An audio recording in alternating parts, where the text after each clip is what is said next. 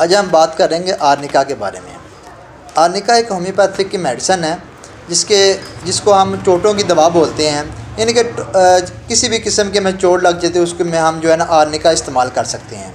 Arnica potency की सूरत में भी इस्तेमाल कर सकते हैं, मदर टंक्चर की सूरत में भी इस्तेमाल कर सकते हैं। इसमें जो है ना एक चीज़ पॉइंट की बात है कि आर्निका उन चोटों के लिए इस्तेमाल होती है जिसमें ब्लीडिंग वगैरह ना हुई हो।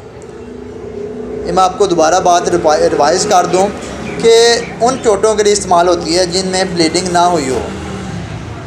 जिन चोटों में ब्लीडिंग हुई हो उनके लिए आर्निका बिल्कुल इस्तेमाल नहीं होती। आर्निका की बजाय बल्कि दूसरी और मेडिसिन जो है ना होम्योपैथिक वो इस्तेमाल कर सकते हैं, जैसे कि लेडम पाल वगैरह जो है ना हम चोटों में इस्तेमाल कर सकते हैं। आर्निका की चोट की ख़ास अलामत यह है कि इसमें जो है ना नीले रंग के दाग पड़ना शुरू हो जाते हैं और वो हिस्सा ब्लैक सा होना शुरू हो जाता है।